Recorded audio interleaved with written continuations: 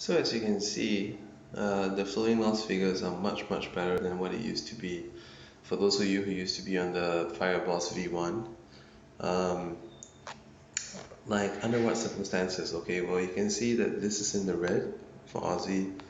This is also in the red, and this is also in the red. The biggest one in the red is the New Zealand USD. I'll show you the chart. Look at that drop. This is 220 pips. Okay, so what is making the big difference? Okay, margin is much better as well.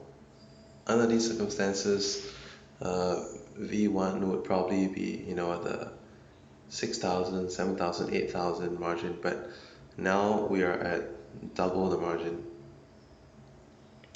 How is this possible? Okay, I will show you. Let's have a look at this one.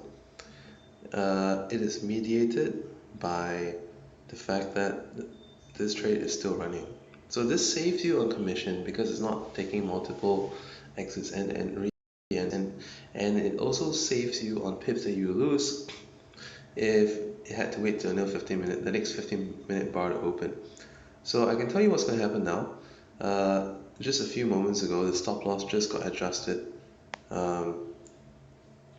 and when this one goes down a bit more, what's going to happen is the next position is going to open, and once the next position opens, if there will be a spike up, which will be a matter of time, there'll be a spike up. When there's a spike up, this trading stop will be hit, and this whole bunch, the last few positions will go into the green, and then it will close out the trade. The floating loss will massively drop, and we'll probably see, obviously, like I said, when this one gets hit, $30+ we added to the P&L, and subsequently these ones will hit the TP around about simultaneous with the trading stop, so it's all going to look very nice. Now, what's happening with the Aussie? I'll show you this one as well. I'm having a flu, that's why my voice sounds like this. Okay, so as you can see, it has also dropped, not that much, dropped 70 pips.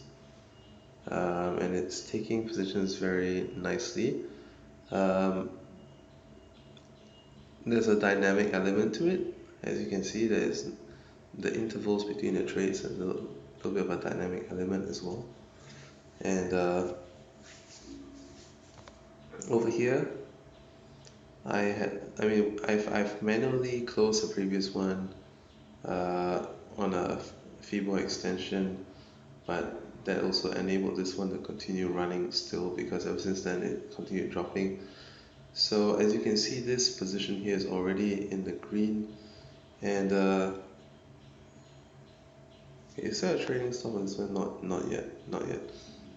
Trading stop hasn't triggered on this just yet, so I may manually close this. I think the reason why a trading stop didn't appear on this one was because I manually closed the previous one, so the stop hadn't got triggered yet. But I mean, you can see how it works, and I think there was just something that just happened here, maybe, because I see that the balance just went up by $1. I'm not sure where that came from. But anyway, you see how this works. So it's quite brilliant.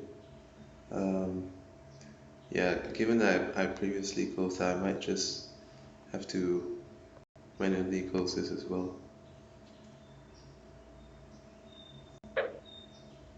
There you go.